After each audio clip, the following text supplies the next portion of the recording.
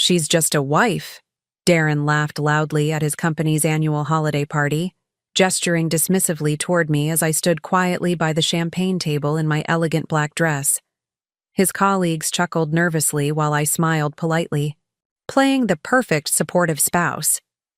"Don't worry about her opinions on the merger," he continued. "She wouldn't understand the complexities of corporate finance anyway." The room fell silent as two security guards approached him from behind. "Mr. Darren Mitchell," the lead guard announced, "you're being escorted from the premises. This building is private property."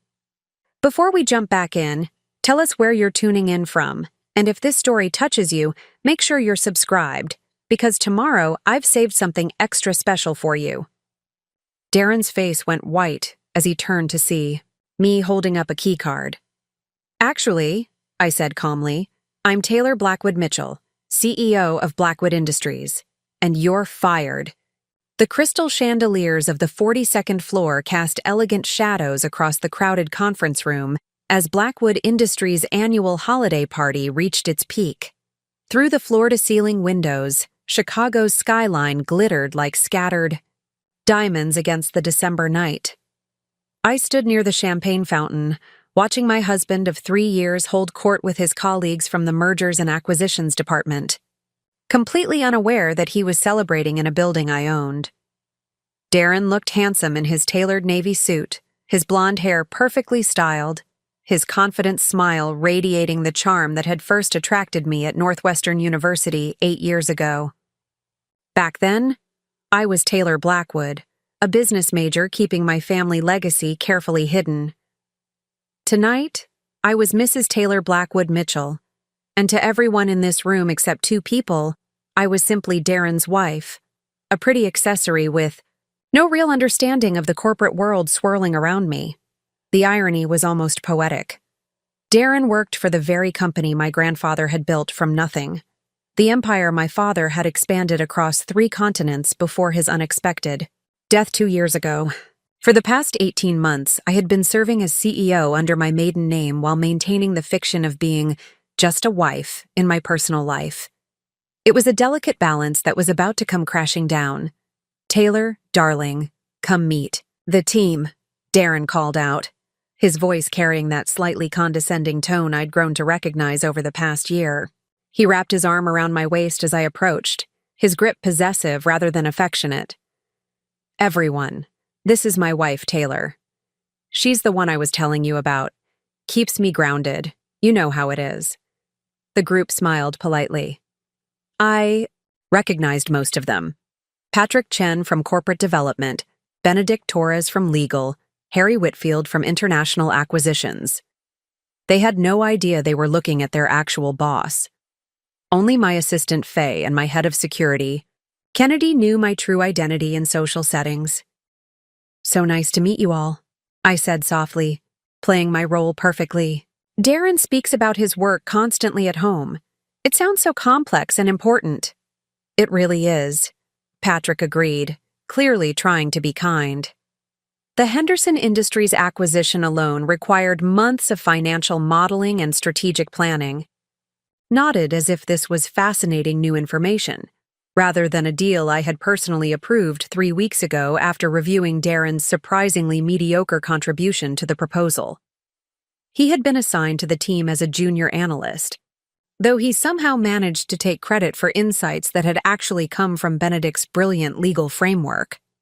"The thing about corporate finance," Harry began, clearly preparing to mansplain basic concepts to the CEO's wife, "is that it's really about understanding market dynamics and—" "Oh, don't bore her with all that technical stuff," Darren interrupted, with a laugh that made my stomach tighten.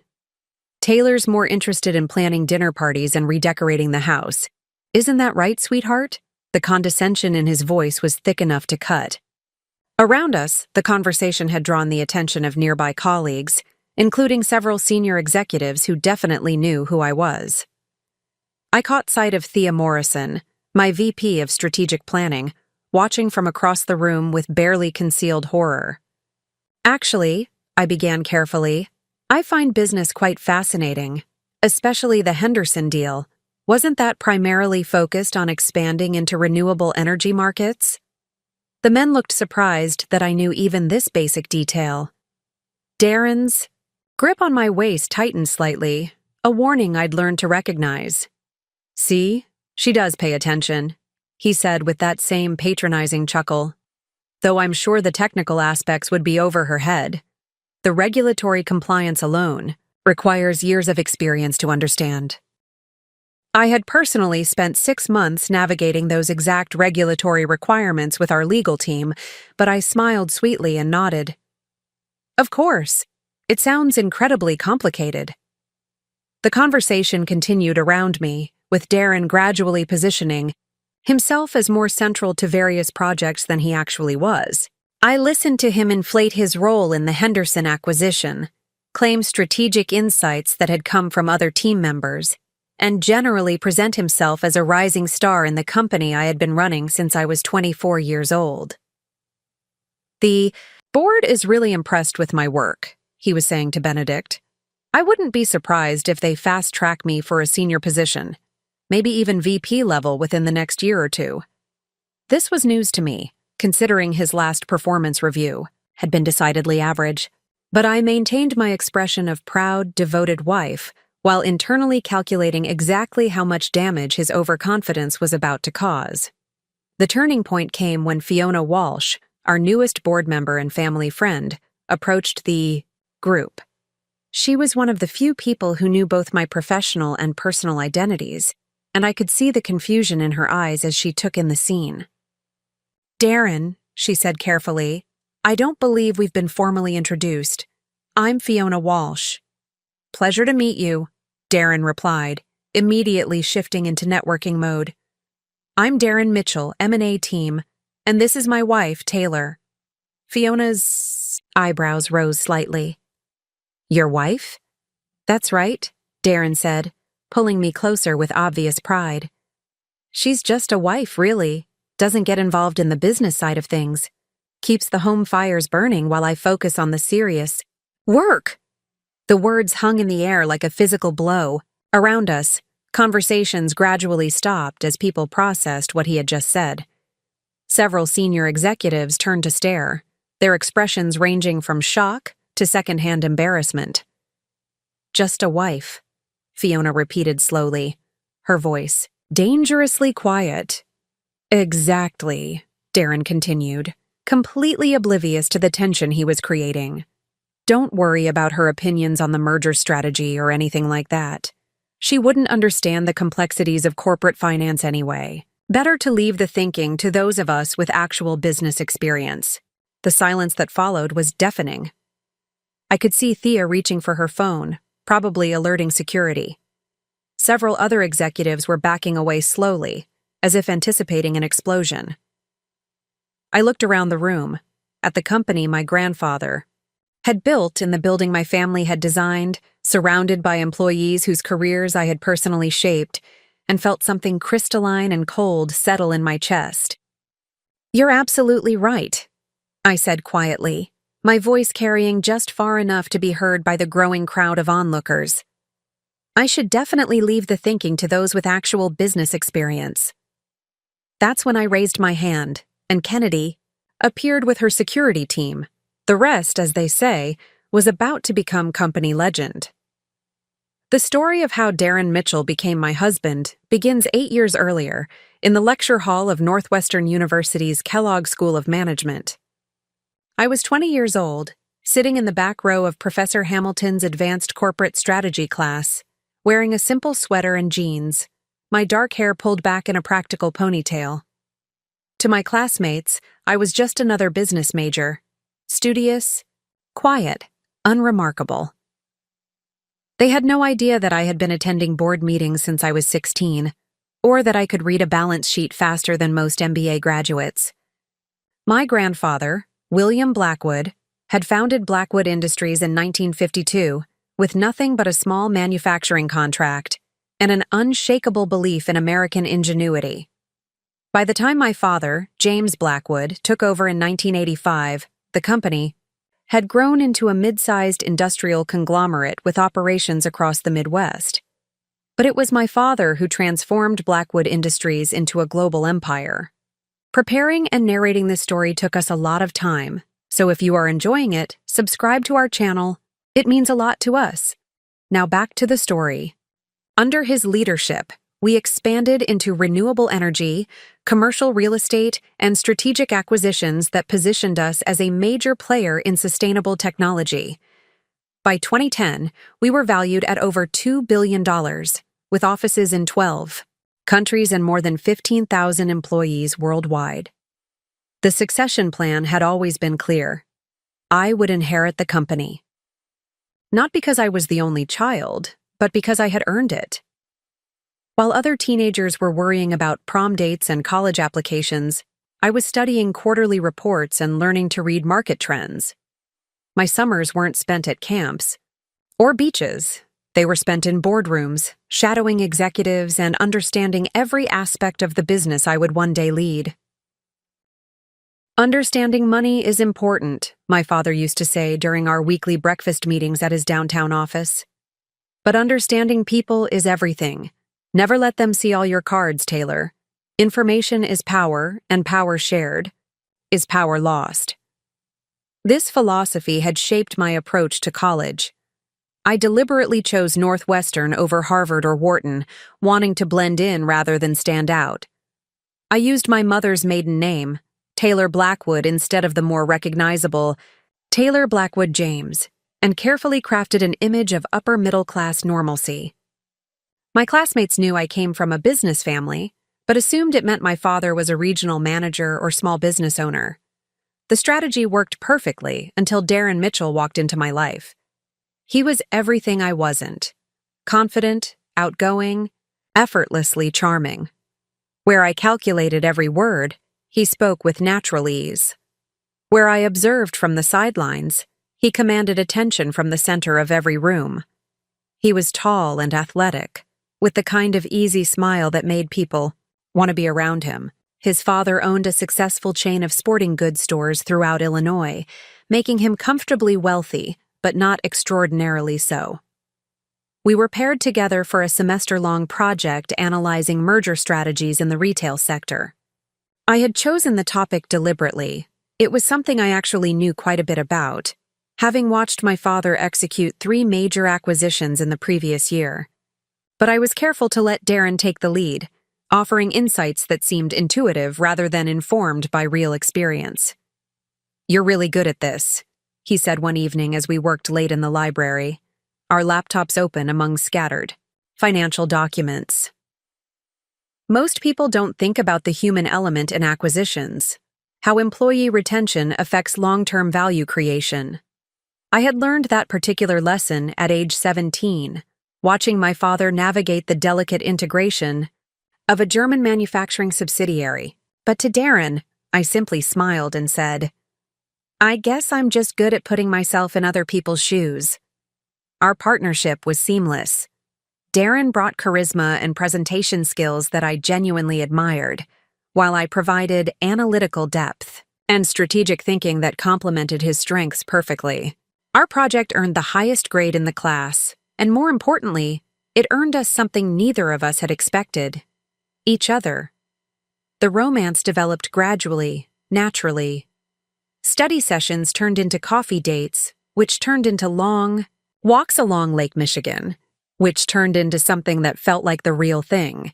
Darren was ambitious but not ruthless, driven but not obsessive. He talked about building something meaningful with his life, about creating value rather than just accumulating wealth. He treated me like an intellectual equal, something I hadn't experienced with other men who were often intimidated by my academic performance. "You're different from other girls," he told me one night as we sat on the pier, watching the city lights reflect off the water. "You actually think about things. You're not just coasting on being pretty." It was meant as a compliment, though I noticed even then the subtle implication that beauty and intelligence were somehow mutually exclusive. But I was 21 and in love, so I chose to focus on the fact that he valued my mind. We graduated together in 2016, both with honors, both with job offers from prestigious consulting firms. Darren accepted a position with McKinsey in their Chicago office, while I turned down Goldman Sachs and Bain to figure out what I really wanted to do. What I really did was begin my transition into leadership at Blackwood Industries, starting as a strategic consultant for our renewable energy division. The deception wasn't malicious, it was protective. My father had always warned me about people who might be attracted to the Blackwood name rather than to me as a person. When you're worth what you're worth, he used to say, everyone wants something. Make sure you know what it is before you give it to them. So I created Taylor Blackwood, the independent consultant who specialized in sustainability and corporate strategy. I rented a modest apartment in Lincoln Park, drove a 3-year-old Honda Accord, and carefully maintained the image of a recent graduate finding her way in the world. Darren knew I came from money. It was impossible to hide entirely, but he assumed it was the kind of family wealth that meant private school and European vacations, not global corporate empires. For 2 years, the arrangement worked beautifully. Darren excelled at McKinsey, earning rapid promotions and glowing reviews. I quietly assumed increasing responsibility at Blackwood Industries, learning the business from the ground up, while my father gradually stepped back from day-to-day operations. Our relationship deepened and matured, built on what I believed was genuine mutual respect and affection. We moved in together in 2018, upgrading to a larger apartment that we could theoretically afford on our combined salaries. Darren proposed 6 months later, during a weekend trip to Door County, Wisconsin. The ring was modest but beautiful, a single carat solitaire that he had saved for months to afford. I said yes without hesitation, believing that I had found someone who loved me for who I truly was, not what I represented. The wedding planning revealed the first cracks in our foundation, though I didn't recognize them at the time. Darren had opinions about everything: the venue, the flowers, the guest list, the menu. He wanted something elegant but not ostentatious, he said, something that reflected our values and aspirations. What he meant, I gradually realized, was something that would impress his colleagues and clients without making him feel overshadowed. "Your parents are being very generous," he said one evening as we reviewed catering options, referring to my father's offer to pay for the wedding. "But let's not go overboard. I want people to know we're successful, but not in a way that makes them uncomfortable." I agreed, partly because I valued restraint myself, but partly because I was already beginning to learn that disagreeing with Darren required more energy than I wanted to spend on wedding details. We settled on a beautiful but understated ceremony at the Chicago Botanic Garden, with 150 guests and a reception that was elegant without being extravagant. My father walked me down the aisle that September afternoon, his arm steady and reassuring. "You sure about this one?" he whispered as we paused at the altar. "Completely," I whispered back, and meant it. I had no way of knowing that within 3 years, the man I was marrying would be calling me just a wife in front of my own employees, in the building my family had owned for over a decade. But on that perfect autumn day, with Darren's eyes shining as he promised to love and honor me for the rest of our lives, the future seemed as bright and limitless as the lake stretching out beyond the garden's borders. The foundation was laid. Everything that followed would be built upon this moment of pure, uncomplicated hope. The first 2 years of our marriage were nothing short of magical.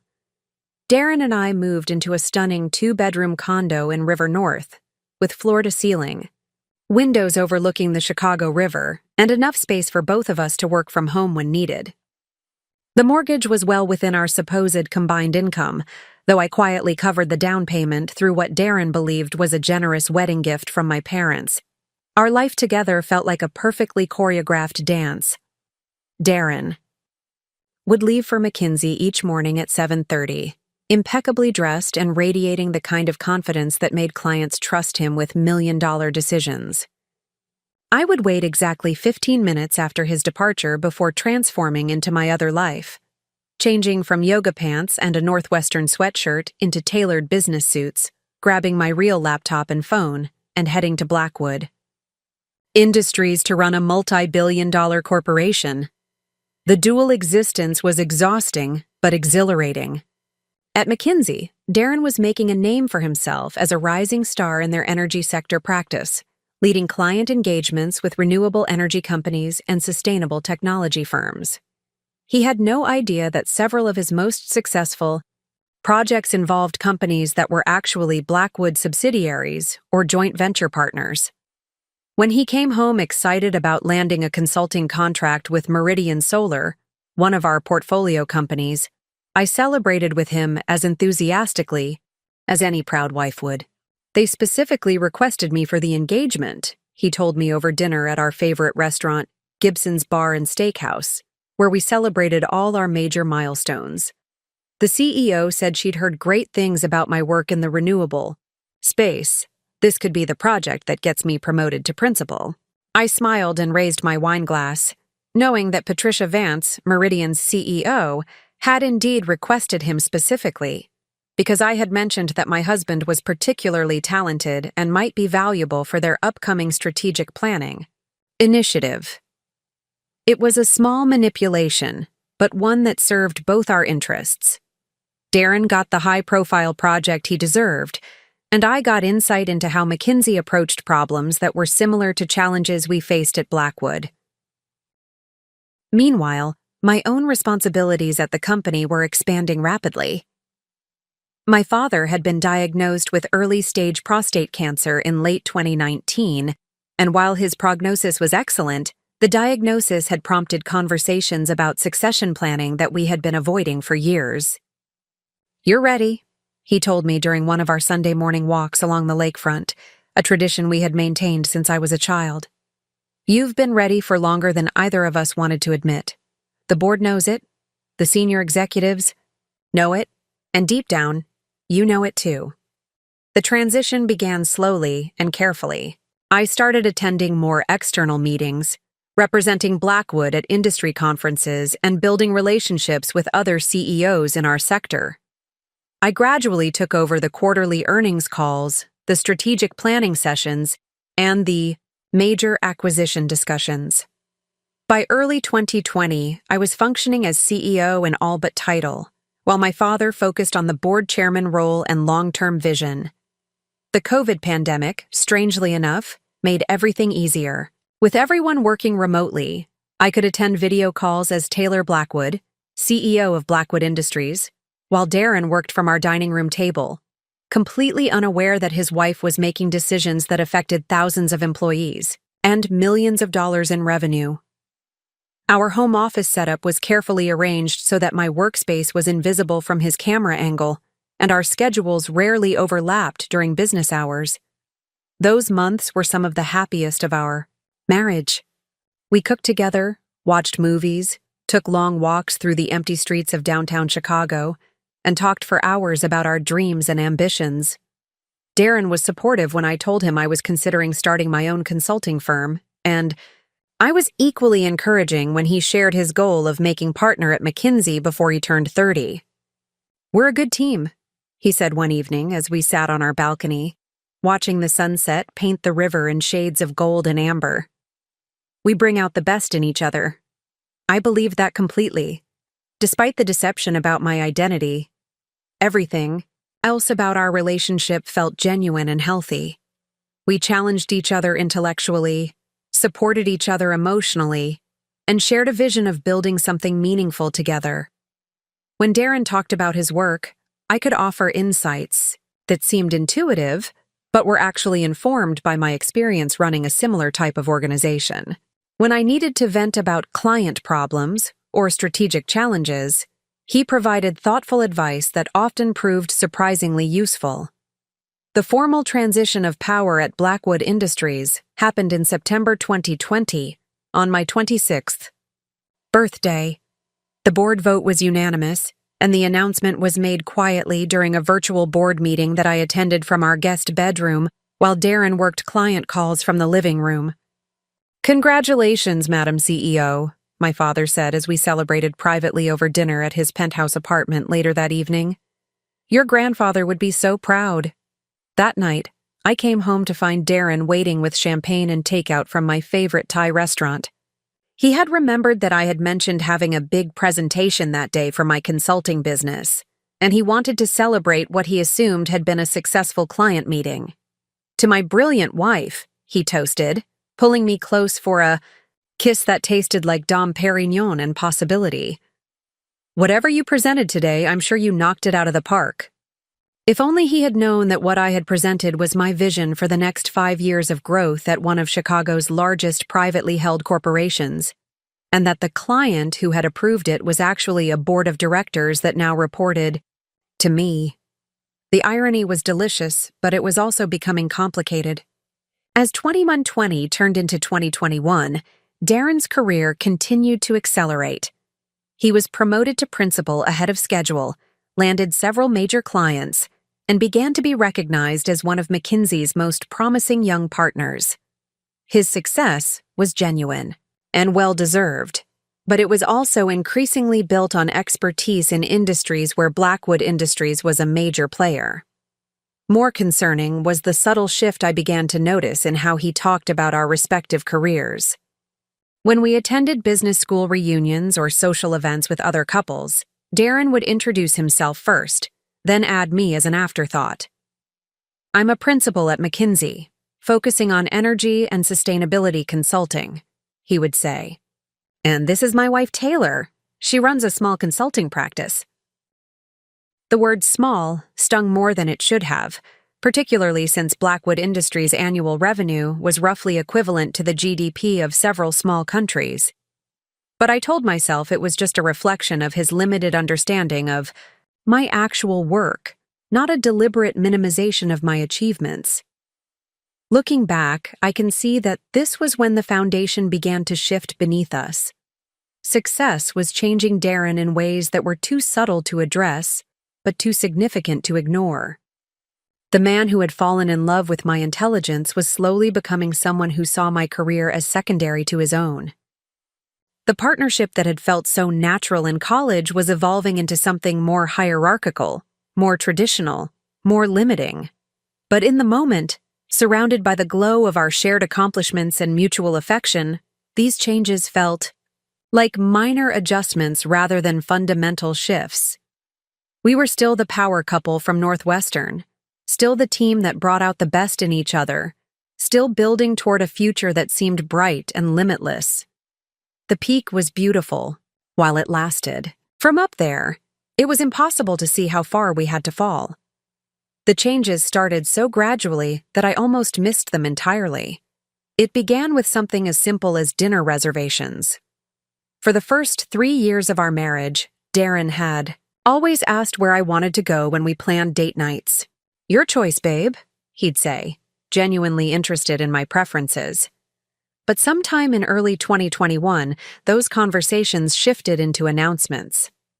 "I made us reservations at a Linnea for Friday," he would say, not asking but informing. When I mentioned that I'd been looking forward to trying the new Italian place in Lincoln Park, he would wave dismissively.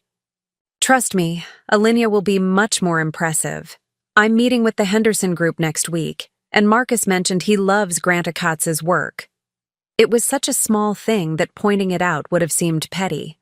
But it was the first crack in the foundation, the moment when my preferences became secondary to his networking opportunities. The pattern expanded into other areas so smoothly that I barely noticed it happening. Our weekend plans increasingly revolved around events that would benefit Darren's career: golf tournaments with McKinsey partners, charity galas where he could meet potential clients, dinner parties hosted by other consulting firms. When I suggested we spend a quiet Saturday hiking in Wisconsin or visiting the art museum, Darren would agree but somehow find reasons why we needed to cut the day short. "Sorry, babe, but Benedict Torres just texted about an impromptu networking event at the Union League Club," he would say, already reaching for his phone. "Rain check on the Frank Lloyd Wright exhibit?" The rain checks started accumulating like unpaid debts. What bothered me most wasn't the change in our social calendar. I understood that career advancement required strategic networking. What bothered me was that Darren seemed to assume his career advancement was more important than mine, despite having no real understanding of what my work actually involved. "How was your day?" became a perfunctory question that he asked while scrolling through emails or checking LinkedIn. When I tried to share details about major decisions I was making at Blackwood, carefully disguised as consulting projects, his responses grew increasingly distracted. He would murmur when I mentioned navigating a complex acquisition in renewable battery technology. That sounds challenging. Hey, did I tell you that Patterson Industries wants to expand their consulting relationship with us? Patterson Industries was actually one of our competitors, and I had been in meetings all week discussing strategies to outmaneuver them in the European market. But to Darren, his tangential involvement with them through McKinsey was inherently more significant than my small consulting projects. The most telling incident happened in March 2021, during a virtual happy hour with our Northwestern Business School alumni group. We were both participating from our home office, sitting side by side at our respective laptops. The conversation had turned to career updates, and our classmates were sharing news about promotions, job changes, and professional achievements. "Darren, you're at McKinsey now, right?" asked Sarah Kim, who had been in our corporate strategy class. "How's that going?" Darren launched into an enthusiastic update about his recent promotion to principal and his growing client portfolio in the sustainability sector. He spoke for nearly 10 minutes, detailing specific projects and strategic insights with the kind of passion that made everyone lean in closer to their screens. "That's amazing," Sarah responded. "And Taylor, what about you? Are you still in consulting too?" I opened my mouth to respond, but Darren jumped in before I could speak. "Taylor's doing some freelance strategy work," he said with what I was beginning to recognize as his dismissive chuckle. "Nothing as intense as what we deal with at McKinsey, but she's keeping busy." The casual erasure of my actual achievements was breathtaking. In the 6 months since I had officially become CEO of Blackwood Industries, I had overseen 2 major acquisitions, launched a new sustainable technology division, and increased our annual revenue by 12%. But in Darren's narrative, I was keeping busy with freelance projects while he handled the serious business of corporate consulting. Our classmates moved on to other topics, but I sat there feeling strangely invisible despite being literally visible on the screen. It was the first time I truly understood how dismissal could be more painful than direct criticism. Darren hadn't said anything technically wrong.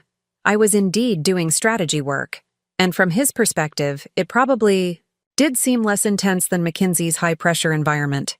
But his casual minimization of my professional life felt like a preview of something much more troubling.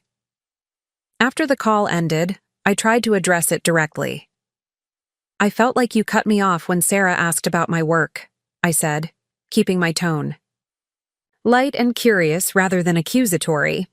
Darren looked genuinely surprised. "Did I? I thought I was being supportive. I mean, your consulting work is going well, right? I just didn't want you to feel pressured to oversell it." Oversell it. As if accurately describing my actual responsibilities would somehow be dishonest. Or inappropriate. "I can speak for myself about my own career," I said, still trying to maintain the tone of reasonable discussion rather than argument. "Of course you can," Darren agreed quickly, but I caught the slight edge in his voice that suggested he found my sensitivity unreasonable. "I was just trying to help. You know how competitive everyone gets during those calls." The conversation ended there, but something had shifted between us.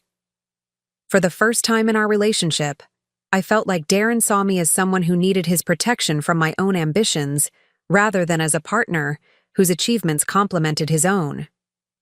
The most insidious part was how reasonable his behavior seemed on the surface. He wasn't being overtly controlling or deliberately dismissive.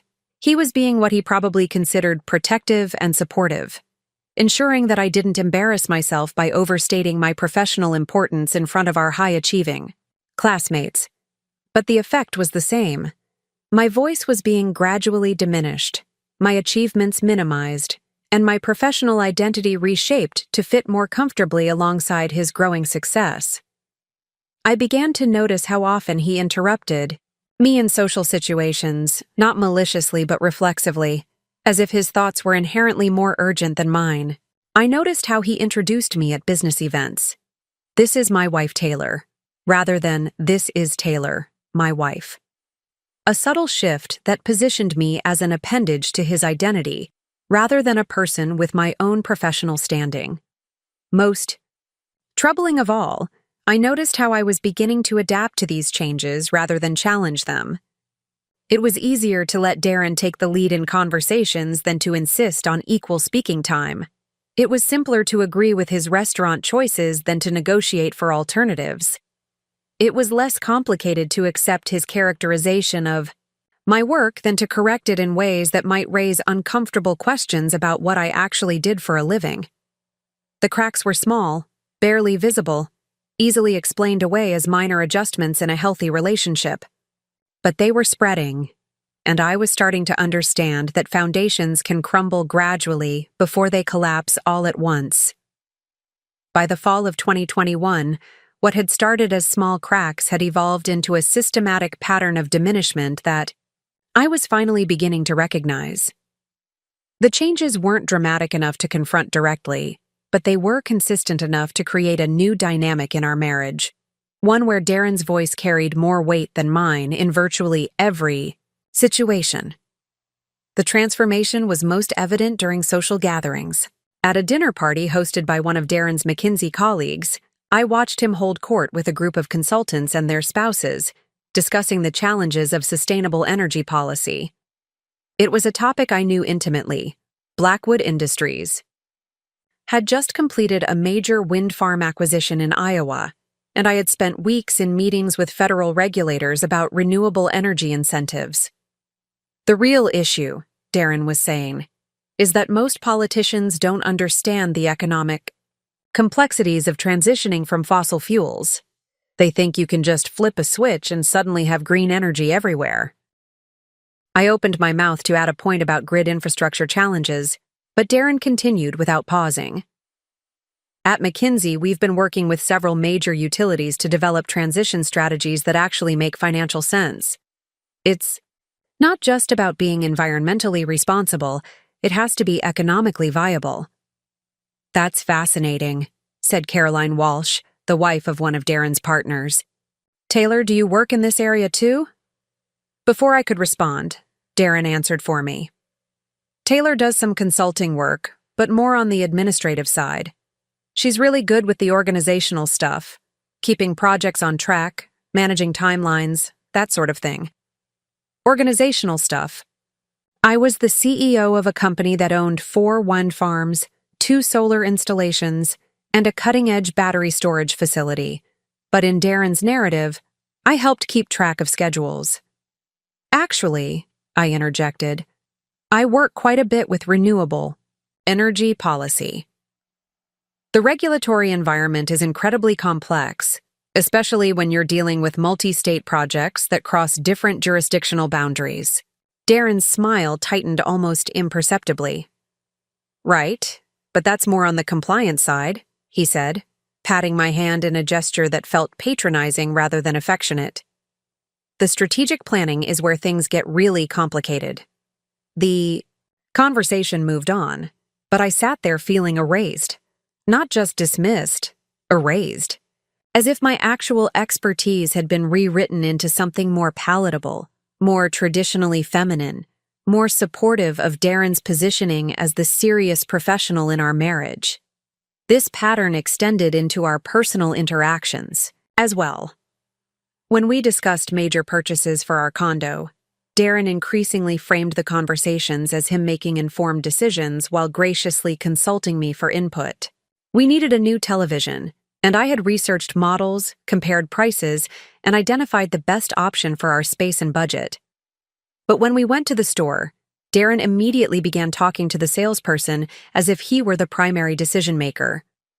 "We're looking for something in the 65-inch range," he said, completely ignoring the 55-inch model I had selected based on our room dimensions. "Price isn't really the primary concern. We want the best picture quality." When I quietly mentioned, That we had agreed on a smaller size, Darren waved dismissively. Trust me, babe, you'll appreciate the bigger screen once you see it.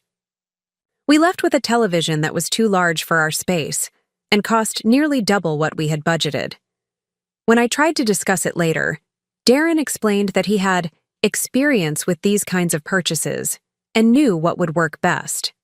The fact that I had managed technology budgets worth millions of dollars was apparently irrelevant to selecting consumer electronics. The most troubling incident happened during Thanksgiving dinner with my parents. My father had been asking about our careers, and Darren launched into an enthusiastic description of his recent promotion to senior principal at McKinsey. He spoke for 15 minutes about his growing client portfolio, his leadership role in the energy practice, and his prospects for making partner within the next 2 years. That's wonderful, Darren, my mother said warmly. And Taylor, how is your consulting business developing? I began to answer, but Darren interrupted with what had become his standard explanation. Taylor's been focusing more on work-life balance lately, he said with an indulgent smile. She's realized that the high-pressure consulting environment isn't really her thing. She prefers to take on smaller projects that don't require the same level of intensity. My parents exchanged a look that I couldn't quite interpret. They knew exactly what my actual job entailed, but they couldn't contradict Darren's characterization without revealing information I had specifically asked them to keep confidential. I see, my father said carefully. And you're finding that fulfilling? Very much so, I lied. Because what else could I say? That my husband was systematically rewriting my professional identity to make himself feel more important. That the woman he described bore no resemblance to the person who had spent the morning in a video conference with renewable energy executives from 3 different countries. Later that evening, my mother cornered me in the kitchen while Darren was watching football with my father. Are you happy? She asked bluntly, her voice low enough to avoid being overheard. The question hit me like a physical blow because I realized I didn't know how to answer it. Was I happy? I loved Darren, or at least I loved the man I had married. But that man seemed to be evolving into someone who needed me to be smaller so that he could feel larger. I'm fine, Mom, I said, but I could hear the uncertainty in my voice. You know you don't have to diminish yourself to make someone else comfortable, she said, her words carefully chosen. Your father never asked me to make myself smaller, even when his career was more public than mine. I nodded, not trusting myself to speak. Because the truth was that Darren had never explicitly asked me to make myself smaller. He had simply created an environment where doing so felt like the path of least resistance, where challenging his characterizations would require conversations I wasn't ready to have. The irony was devastating. I was running a multi-billion-dollar corporation, making decisions that affected thousands of people, and being recognized as one of the most promising young CEOs in the sustainability sector. But in my own marriage, I was becoming invisible. My achievements translated into something more acceptable, more traditionally feminine, more supportive of my husband's narrative about our respective places in the world. That night, as Darren slept peacefully beside me, I stared at the ceiling and wondered how I had allowed this to happen. How had the woman who commanded boardrooms and negotiated complex acquisitions become someone who couldn't even correct her husband's mischaracterization of her career?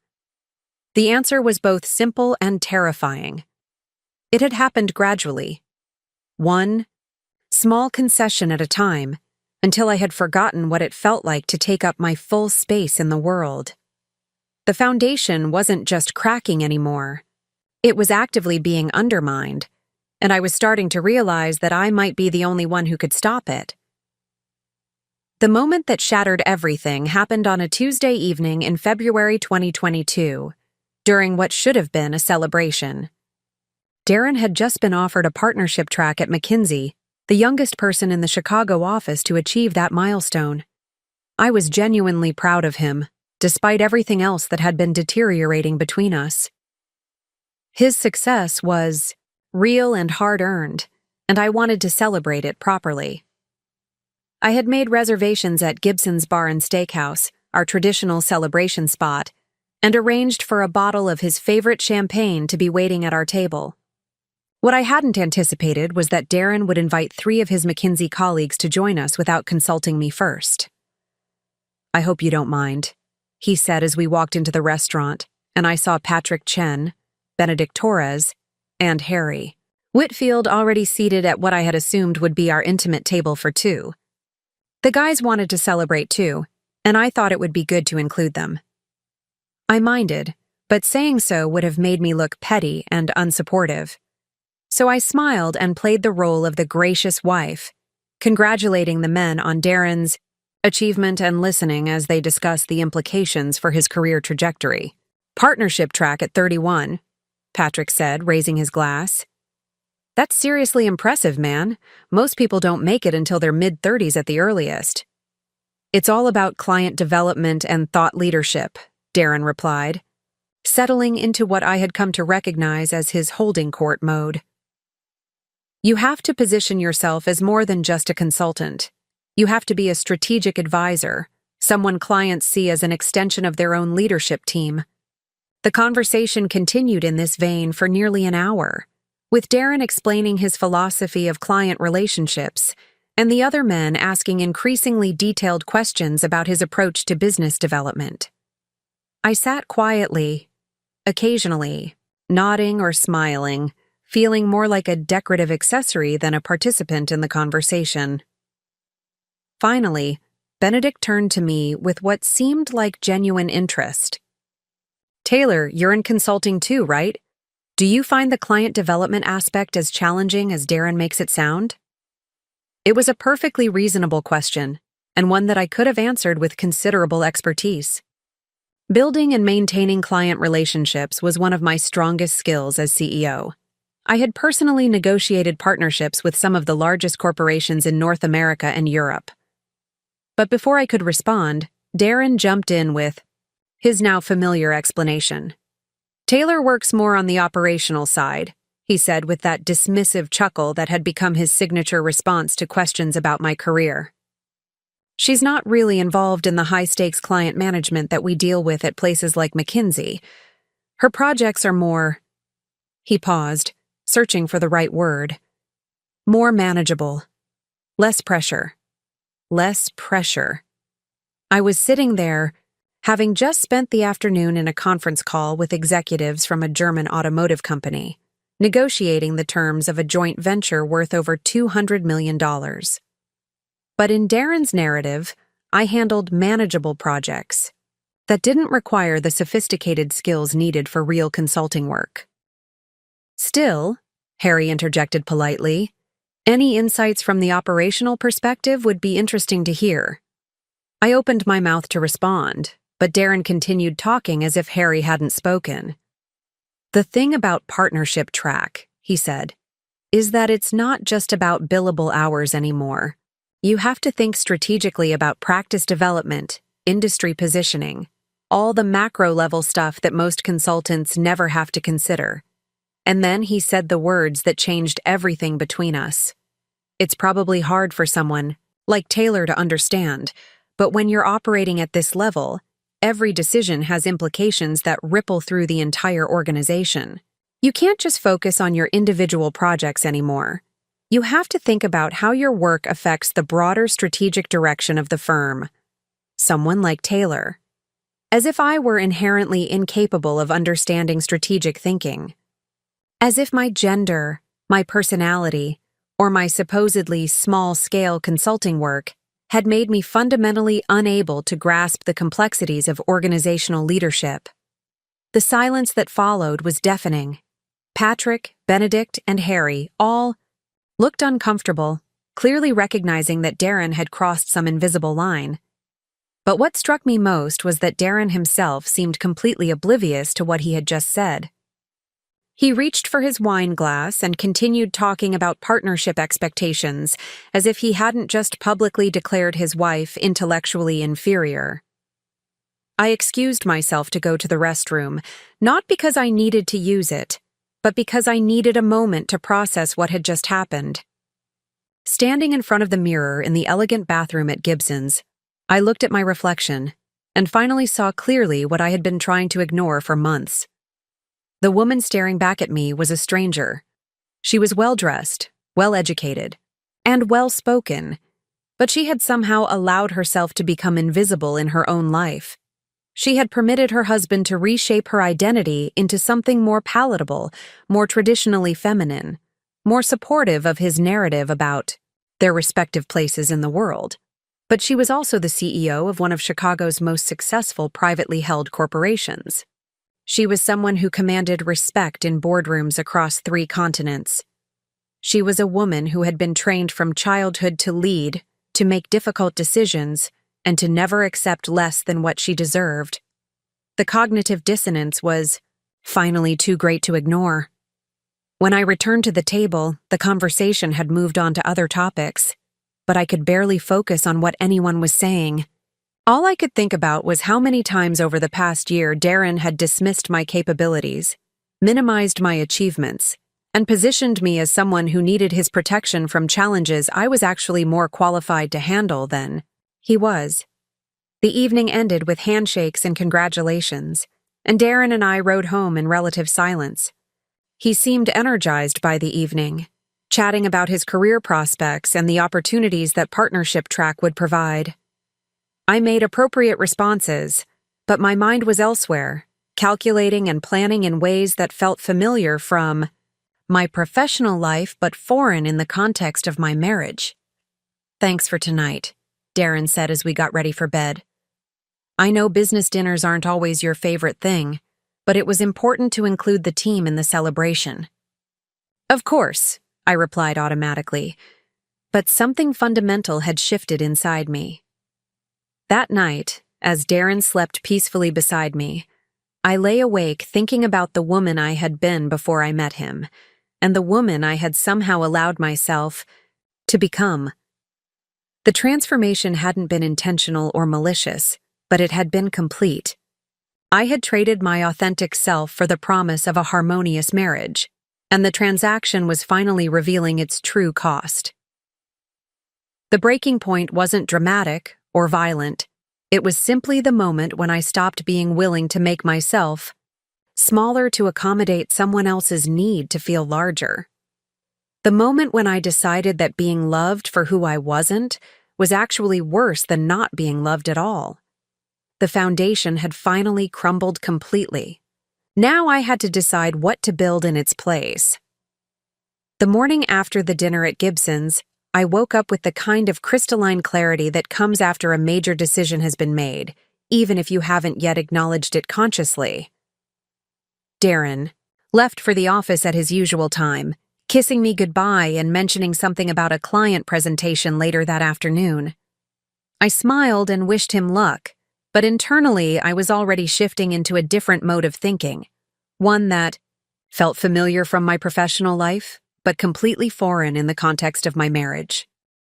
For the first time in months, I allowed myself to think strategically about my personal situation, rather than simply reacting to it emotionally. The first thing I needed to understand was exactly how much Darren knew about my real identity and responsibilities. Over the course of our relationship, I had been careful to maintain the fiction that I was an independent consultant working on small-scale projects, but there had been moments when information might have leaked through. Had he ever seen documents with my real title? Had he overheard phone calls that revealed more than I intended? Did he have any suspicion that his wife was actually one of the most powerful people in Chicago's business community? I started by reviewing our shared digital footprint. Our joint bank account showed deposits from Blackwood Consulting Services, the shell company I had created to funnel my CEO salary in a way that appeared consistent with freelance consulting work. The amounts were substantial, but not unreasonably so for someone working with high-end corporate clients. More importantly, there was nothing in our shared financial records that would indicate I was earning CEO-level compensation. Next, I examined our home office setup. I had been scrupulously careful to keep my real work materials separate from anything Darren might accidentally encounter. My actual laptop, phone, and documents were all secured in a locked filing cabinet that Darren had never shown any interest in exploring. As far as he knew, it contained tax records and other boring administrative paperwork. The more I investigated, the more confident I became that Darren truly had no idea who I really was. His dismissive attitude toward my career wasn't based on knowledge he was trying to suppress. It was based on genuine ignorance about what I actually did for a living. In some ways, this made his behavior more insulting rather than less. He was comfortable diminishing me because he truly believed there was nothing significant to diminish. But I also realized that his ignorance might be exactly the advantage I needed. Over the next several days, I began paying closer attention to Darren's work situation and his relationships with colleagues. I had always been peripherally aware of his professional network, but I had never really examined it through the lens of my own corporate position. Now, with my CEO knowledge fully engaged, I started to see connections and opportunities that had been invisible to me as just a wife. McKinsey's Chicago office did significant work with companies in the renewable energy sector, companies that were often competitors, partners, or potential acquisition targets for Blackwood Industries. Darren's expertise in sustainability consulting meant that he was likely working on projects that directly related to my strategic priorities as CEO. More intriguingly, several of his recent clients were companies that I had been watching with interest for potential partnership or acquisition opportunities. This created a fascinating possibility.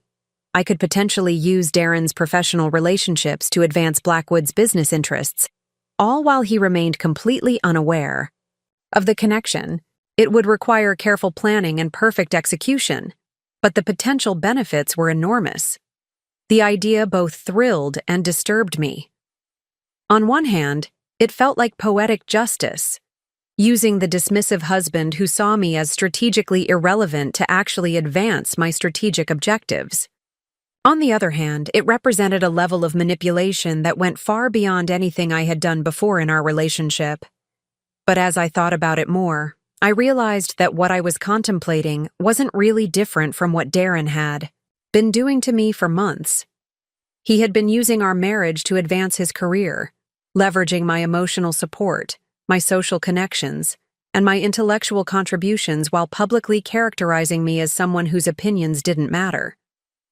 The only difference was that I would be doing it more intentionally and with full awareness of what I was accomplishing. I started small, testing the waters during casual conversations about his work. When Darren mentioned that he was working on a project with Meridian Solar, one of our portfolio companies, I asked innocent questions about their strategic challenges and upcoming initiatives. His answers gave me valuable insights into how our subsidiary was being perceived by external consultants, information that I could use to improve their performance and market positioning. "You're really interested in this stuff lately," Darren commented one evening after I had asked several detailed questions about his renewable energy clients. "Maybe you should consider pivoting your consulting practice towards sustainability work." The irony was breathtaking. He was suggesting that I consider entering the exact field where I was already one of the most influential leaders in the country. "That's an interesting idea," I replied carefully. "I'd probably need to learn a lot more about the industry dynamics before I could be competitive in that space." "I could help with that," Darren offered generously. "I know all the key players in the Chicago market, and I have pretty good insights into where the industry is heading." I accepted his offer with appropriate gratitude, while internally marveling at the fact that my husband was volunteering to teach me about an industry where I employed more people than he had ever met. Over the following weeks, Darren began sharing increasingly detailed information about his clients, their strategic challenges, and McKinsey's recommendations for addressing them. He seemed to enjoy positioning himself as my mentor and teacher, explaining complex business concepts that he assumed I had never encountered before. Each conversation provided me with competitive intelligence that was worth millions of dollars to Blackwood Industries. I learned about upcoming merger discussions, strategic partnerships under consideration, and technology investments that could affect our market position, all while Darren congratulated himself on helping his wife understand the sophisticated world of corporate consulting. The most valuable discovery came during a conversation about Patterson Industries, one of our major competitors in the renewable energy storage market. Darren mentioned casually that McKinsey was helping Patterson develop a strategy for expanding into the European market, exactly the same market where Blackwood was planning our own major expansion. They're looking at a potential acquisition. In Germany, Darren explained over dinner, clearly proud of his insider knowledge. There's a battery technology company in Munich that could give them a significant competitive advantage in the European Union. I nodded thoughtfully, filing away the information while asking follow-up questions that seemed curious rather than strategic. Within 24 hours, I had initiated preliminary discussions with that same German company, leveraging Blackwood's superior financial position to present a more attractive acquisition offer than Patterson could possibly match. By the end of March, I had used information gained through Darren's mentoring sessions to outmaneuver 3 competitors, identify 2 potential acquisition targets, and avoid a costly strategic mistake that could have set our European expansion back by months. And Darren remained completely oblivious to what was happening, continuing to see himself as the sophisticated business leader, generously sharing his expertise with his naive wife, who was finally showing some interest in the complex world of corporate strategy. The investigation had revealed something more valuable than I had initially hoped to find. Not only was Darren unaware of my true identity, he was actively providing me with competitive advantages while believing he was simply being a supportive husband. The man who called me someone like Taylor was unknowingly serving as one of my most valuable sources of market intelligence. It was time to start thinking about how to use that advantage more systematically. What started as casual intelligence, gathering soon revealed something far more troubling than I had anticipated. The more Darren shared about his work, the more I realized that his dismissive attitude toward me wasn't just personal. It was part of a broader pattern of how he viewed and treated women in professional settings. The revelation came during a dinner party at Patrick Chen's Lincoln Park townhouse in early April. I had become adept at playing the role of the interested but naive wife, asking questions that seemed curious rather than informed. As the evening progressed and the wine flowed more freely, the men became increasingly comfortable discussing their work in front of the wives, assuming we were decorative rather than analytical. The challenge with the Meridian project, Darren was explaining to the group, is that their CEO is a woman, and she's incredibly stubborn about maintaining control over strategic decisions. Patricia Vance thinks she knows better than our consulting team, even though we have decades of combined experience in the energy sector. I nearly choked on my wine. Patricia Vance was one of the most brilliant executives I had ever worked with. Former MIT professor who had built Meridian from a startup into a major player in solar technology. The fact that she was questioning McKinsey's recommendations probably meant she had identified flaws in their analysis, not that she was being unreasonably stubborn. Women executives can be challenging that way, agreed Benedict Torres, swirling his bourbon thoughtfully. They take everything personally instead of looking at the business logic objectively. Exactly, Darren continued, warming to the theme. It's like they feel they have to prove something all the time, so they can't just accept expert advice when it's offered. Vance keeps pushing back on our market expansion strategy, insisting that we don't understand the technical constraints of solar panel manufacturing. I happen to know that Patricia was absolutely correct about those technical constraints, having spent considerable time reviewing the engineering specifications during our due diligence process when we acquired Meridian 2 years earlier. McKinsey's expansion strategy was probably flawed because they didn't understand the manufacturing limitations that Patricia was trying to explain to them. Have you tried going around her? Asked Harry Whitfield. Sometimes with female clients, it's more effective to build relationships with the male executives who can influence the decision-making process. We're working on that, Darren replied, with a knowing smile. Her CFO is much more reasonable to work with. David Chen, no relation to our Patrick here, understands the financial imperatives even if Vance gets hung up on operational details. The casual misogyny was breathtaking, but what was worse was the strategic incompetence it revealed. Patricia Vance was trying to prevent McKinsey from recommending a course of action that would be technically impossible to implement, while Darren and his colleagues were interpreting her expertise as feminine emotionalism. They were literally planning to circumvent the person who best understood the business in order to push through a flawed strategy.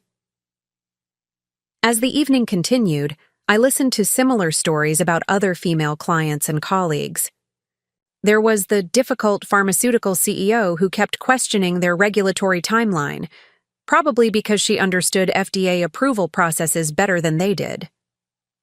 There was the overly emotional tech executive who had rejected their product development recommendations, likely because she had better insights into user experience than a bunch of consultants.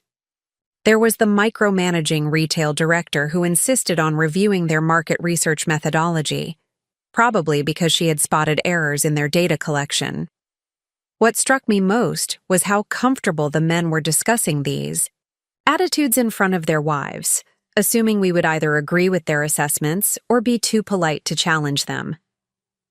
The wives around the table smiled and nodded, playing their expected roles as supportive audiences for their husbands, professional frustrations. But I was learning something much more valuable than competitive intelligence. I was discovering that Darren's treatment of me wasn't unique.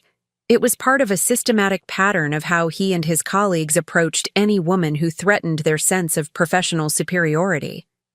The most disturbing revelation came near the end of the evening when the conversation turned to partnership decisions at McKinsey. The good news about partnership track, Darren was saying, is that it puts you in position to start influencing who gets promoted and who doesn't. There are some really talented people coming up through the ranks, and some others who probably aren't partnership material. Anyone specific you're thinking about? Patrick asked. Well, there's Thea Morrison in our sustainability practice, Darren replied. Brilliant analyst, great with clients, definitely has the technical skills, but I'm not sure she has the leadership presence for partnership. She's a bit too deferential, doesn't command the room the way a partner needs to. I nearly laughed out loud.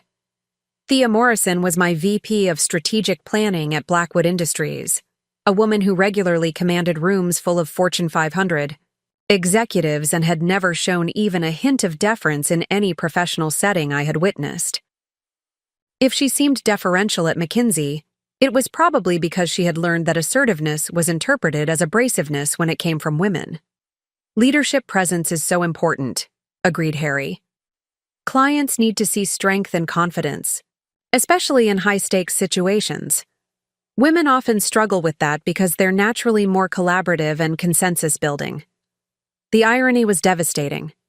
These men were systematically blocking women from advancement by interpreting their collaborative skills as weakness, then pointing to the lack of female partners as evidence that women weren't naturally suited for leadership roles.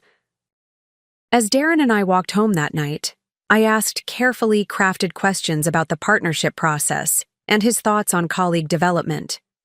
His answers revealed a worldview that was both internally consistent and completely divorced from reality. He genuinely believed that he was making objective assessments of leadership potential, while actually applying double standards that made it virtually impossible for women to demonstrate the qualities he claimed to value. Take Thea, for example, he said as we crossed Lakeshore Drive. She's incredibly smart, maybe smarter than most of the men in our practice. But when she presents to clients, she asks too many questions instead of just presenting solutions. Clients want consultants who project confidence and authority.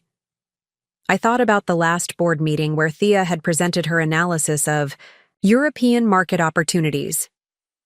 She had asked exactly the right questions, challenged assumptions that needed to be challenged, and demonstrated the kind of intellectual rigor that had convinced me to promote her ahead of several male colleagues, who were older and more experienced. "Maybe she's just being thorough," I suggested mildly. "Maybe," Darren agreed, "but thoroughness can come across as uncertainty if you're not careful. Women have to be especially conscious of how they present themselves because clients are already inclined to question their expertise." The circular logic was perfect. Women had to work twice as hard to prove their competence, but working hard to prove competence was interpreted as evidence of incompetence. Over the following weeks, I began paying closer attention to how Darren talked about his female colleagues and clients. The pattern was consistent and disturbing. Brilliant women were characterized as emotional when they pushed back on flawed recommendations. Experienced executives were described as micromanaging when they insisted on reviewing work product. Successful leaders were dismissed as lucky or in the right place at the right time, rather than talented. Most troubling of all, I realized that this wasn't conscious bias. It was unconscious assumption so deeply embedded that Darren probably would have been genuinely shocked to have it pointed out to him. He saw himself as progressive and supportive of women's advancement, even as he systematically undermined the women around him. And I was beginning to understand that my situation wasn't just about a marriage that had gone wrong. It was about a system that was designed to keep women like me invisible, even when we were hiding in plain sight. By May 2022, I had begun documenting everything systematically.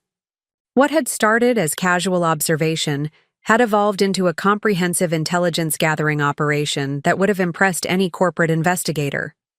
I created encrypted files on my personal laptop, cataloging not just Darren's dismissive comments and professional biases, but building a complete picture of how his worldview was affecting both my marriage and my business interests. The documentation process revealed patterns that were even more troubling than I had initially realized. Darren wasn't just casually sexist. He was strategically undermining women in ways that directly benefited his own career advancement. The more I analyzed his behavior, the more I understood that his treatment of me was part of a calculated approach to professional success that relied on diminishing potential competition. Take the situation with Thea Morrison, for example. After that dinner party conversation, I had quietly investigated her status at McKinsey and discovered something infuriating. Thea had actually been recommended for partnership track by 3 different senior partners, but the recommendation had been blocked during the final review process. According to my sources, and having access to corporate networks across Chicago meant I had excellent sources, the blocking vote had come from Darren and 2 other recently promoted senior principals who had raised questions about her leadership, presence, and client management style. The irony was that Thea was being punished for the same collaborative approach that had made her invaluable to Blackwood Industries. At McKinsey, her tendency to ask probing questions and build consensus was interpreted as weakness. In my company, those same qualities had led to some of our most successful strategic initiatives. I began maintaining detailed records of these professional sabotage incidents, not just for my own understanding, but because I was starting to formulate a plan that would require substantial evidence of systematic bias. Every conversation where Darren dismissed a female colleague's expertise went into the file. Every instance where he attributed a woman's success to luck rather than skill was documented. Every time he suggested going around a female decision-maker to work with male subordinates was carefully recorded. The pattern extended beyond gender bias into something even more personally relevant: intellectual property theft. As Darren continued sharing detailed information about his clients' strategic challenges, I realized that he was essentially providing me with a roadmap for outmaneuvering McKinsey's own recommendations. But more concerning was the discovery that some of the insights he was taking credit for weren't actually his own work. During one of our dinner conversations, Darren described a breakthrough analysis he had developed for a renewable energy client, explaining how he had identified a unique market opportunity that no one else had recognized. The problem was that I recognized the analysis, because it was nearly identical to a strategy brief that Thea Morrison had presented to our board 6 months earlier. Somehow, her intellectual property had been appropriated and repackaged as Darren's original thinking. I started cross-referencing Darren's claimed achievements with information I could gather through my professional networks. The results were disturbing. Several of his most impressive strategic insights appeared to have originated with female colleagues whose contributions had been minimized or erased entirely. His reputation as a rising star was at least partially built on stolen intellectual property from women whose ideas he had systematically appropriated. This discovery led me to expand my documentation beyond personal grievances into potential legal violations. Intellectual property theft within consulting firms was a serious matter, especially when it involved ideas that were later sold to competing clients. If I could prove that Darren was stealing and repurposing his colleagues' work, it would give me leverage that extended far beyond our marriage. The most valuable evidence came from an unexpected source, Darren himself. His habit of mentoring me in business strategy meant that he was constantly sharing detailed information about McKinsey's methodologies, client relationships, and internal decision-making processes. What he saw as helpful education, I was treating as competitive intelligence gathering. I learned about McKinsey's upcoming pitch for a major sustainability consulting contract with the city of Chicago, a contract that Blackwood Industries was also pursuing through our government relations division. Darren's inside information about their pricing strategy, timeline, and key selling points gave me exactly what I needed to structure a superior competing proposal. More importantly, his casual discussion of McKinsey's approach revealed several significant flaws in their understanding of municipal renewable energy procurement. They had misinterpreted key regulations and underestimated the technical complexity of integrating renewable systems with existing city infrastructure. Armed with this knowledge, I was able to craft a proposal that highlighted these exact issues, while positioning Blackwood as the only vendor with the expertise to navigate them successfully. When Blackwood won the contract 3 weeks later, Darren was genuinely puzzled by McKinsey's failure. "I don't understand how we lost that one," he told me over dinner, reviewing the city's feedback letter. "They said our proposal showed fundamental misunderstandings about municipal energy systems, but our team has years of experience in that space. Maybe the other vendor just had better insights into the specific technical requirements," I suggested innocently. "Maybe," Darren agreed. But I could see him struggling to understand how a relatively unknown consulting firm had outmaneuvered one of the world's most prestigious strategy practices. The Chicago contract was worth $12 million to Blackwood Industries, but its strategic value was much higher. It established us as a major player in municipal sustainability consulting and opened doors to similar opportunities across the Midwest. All while Darren continued to see me as someone who needed his guidance to understand basic business concepts. By early June, my files contained enough evidence to destroy both Darren's career and McKinsey's reputation in the Chicago market. I had documented intellectual property theft, systematic gender discrimination, client information misappropriation, and strategic consulting fraud. Any one of these issues could have serious consequences. Together, they represented a pattern of misconduct that would be impossible to dismiss or minimize. But I wasn't ready to deploy this evidence yet. The foundation of my case was solid, but I needed to understand exactly how and when to use it for maximum impact. More importantly, I needed to decide what outcome I actually wanted to achieve. Was this about protecting other women from Darren's systematic undermining? Was it about gaining leverage for my own marriage? Or was it about something larger, using my unique position to expose and address the systemic biases that allowed men like Darren to build careers on the diminishment of women like me? The evidence was compelling, but evidence without strategy was just documentation. It was time to start thinking about how to turn information into action and documentation into justice. The foundation of my case was complete. Now I needed to decide how to build something powerful enough to change not just my own situation, but the entire system that had created it. The transformation from evidence gathering to strategic planning required resources and expertise that went far beyond what I could accomplish alone. In late June, I began carefully assembling a team of allies and advisors who could help me navigate the complex legal, professional, and personal implications of what I was considering. My first call was to Fiona Walsh, the board member who had witnessed Darren's "just a wife" comment at the holiday party. Fiona had built her career as a corporate attorney specializing in employment law and discrimination cases before transitioning into board governance roles. More importantly, she was someone I trusted completely and who understood both my professional capabilities and my personal situation. "I need your advice about something sensitive," I told her during a private lunch at the university club. "It involves potential misconduct at McKinsey that could affect Blackwood's business interests." Fiona listened without interruption as I outlined what I had discovered about Darren's systematic bias against female colleagues, his appropriation of intellectual property, and his sharing of confidential client information. I was careful to present it as a business issue rather than a personal one, focusing on the potential risks to Blackwood's competitive position and reputation. "This is serious," she said when I finished. "If you can prove systematic discrimination and IP theft, it could trigger a federal investigation. McKinsey's contracts with government agencies and publicly traded companies include strict ethics clauses that this would violate." "What would you recommend as next steps?" I asked.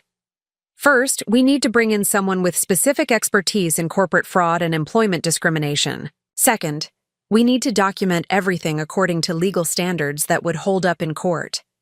Third, we need to consider whether this is something Blackwood should pursue directly, or whether it requires coordination with other affected parties." Fiona referred me to Kennedy Shaw, a former federal prosecutor who now ran a boutique firm specializing in white-collar crime and corporate misconduct. Kennedy had successfully prosecuted several high-profile cases involving consulting firms and had particular expertise in intellectual property theft within professional services organizations. My meeting with Kennedy the following week was revelatory. She reviewed my documentation with the kind of systematic attention that I recognized from my own business analysis processes, asking probing questions about sources, timelines, and corroborating evidence. "You've done excellent work here," she said after spending 2 hours reviewing my files. "This level of documentation is better than what we usually see from professional investigators. The intellectual property issues alone could result in criminal charges, not just civil liability." "What would be required to pursue this legally?" I asked. "For criminal prosecution, we'd need cooperation from the victims of IP theft, the women whose work was appropriated. For civil action, Blackwood Industries would have strong grounds for a lawsuit based on unfair competition and trade secret misappropriation.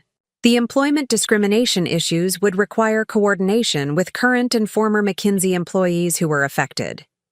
Kennedy's analysis revealed something I hadn't fully considered: my unique position as both a victim of Darren's misconduct and a CEO with the resources to address it systematically.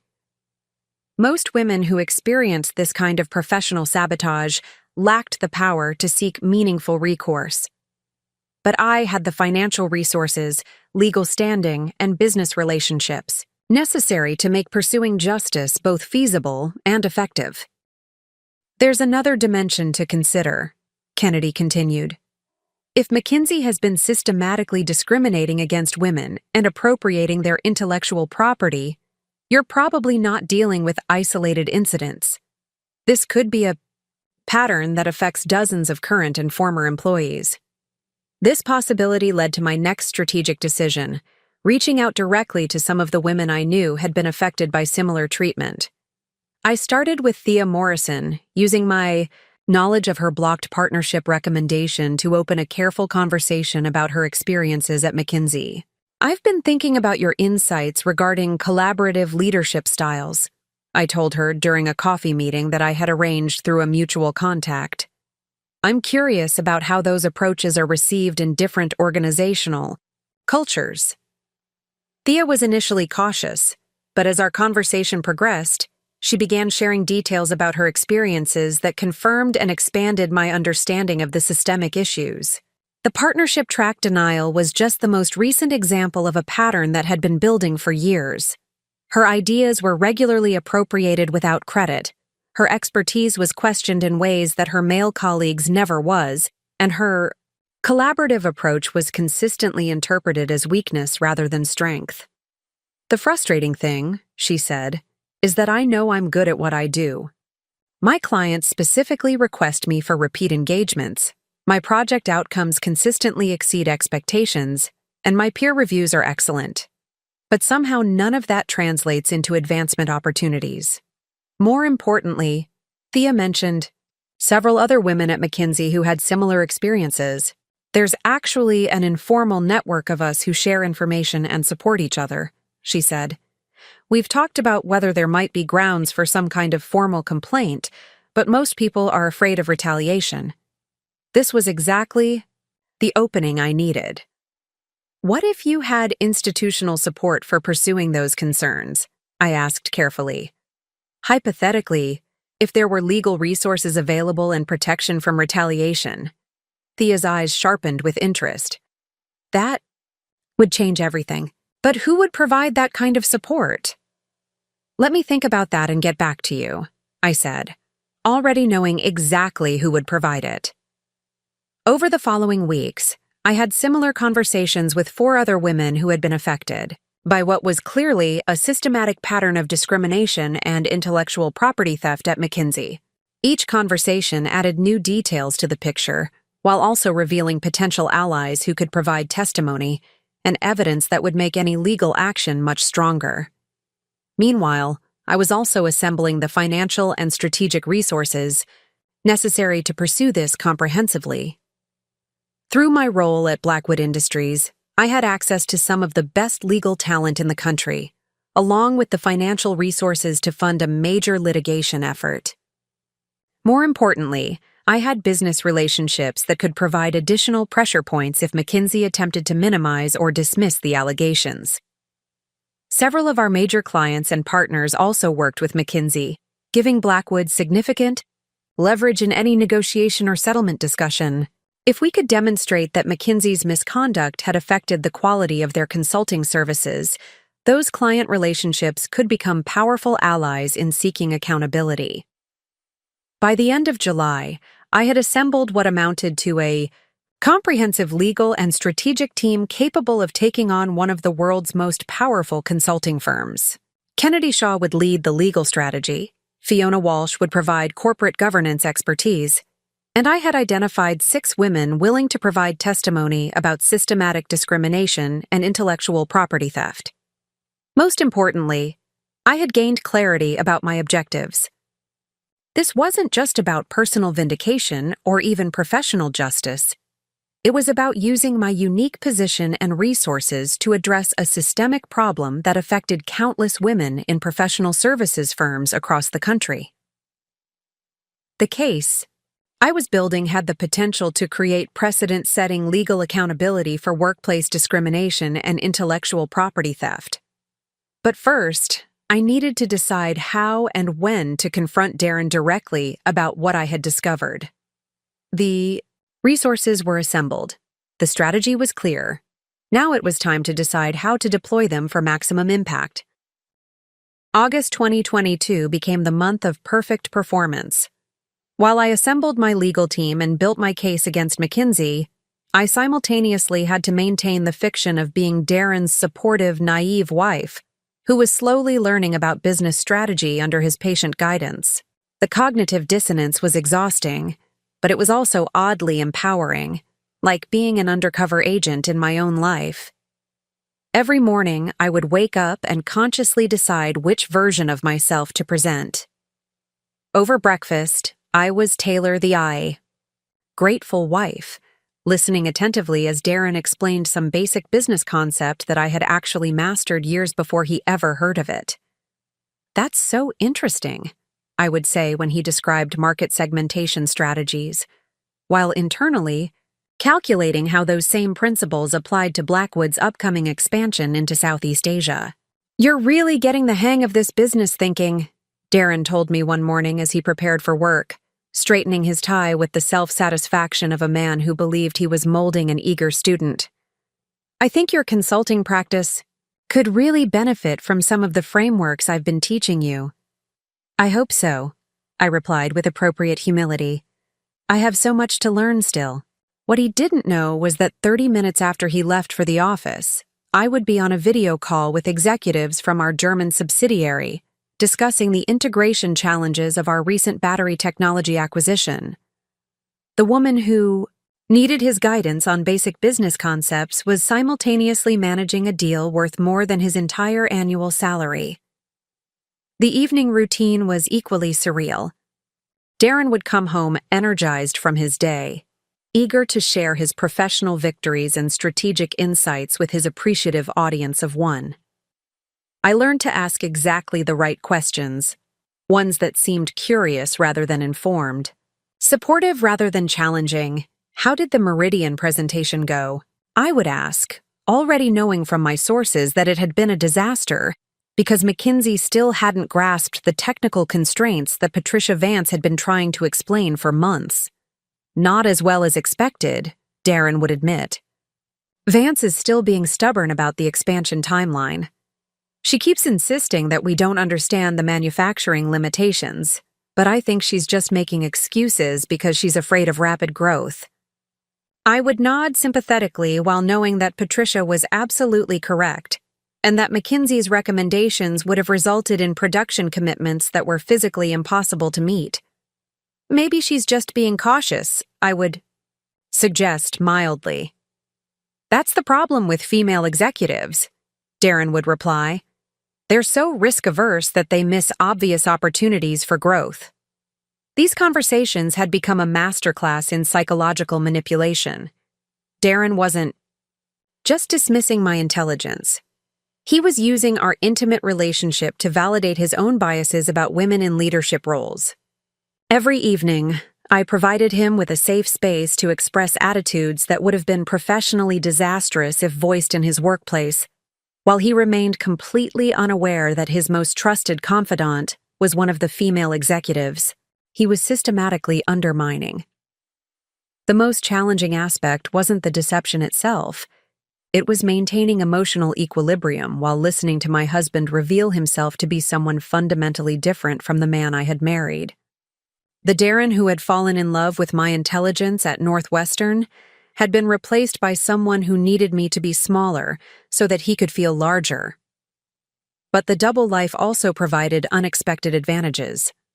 My performance as the naive wife had become so convincing that Darren had completely lowered his guard about sharing confidential information.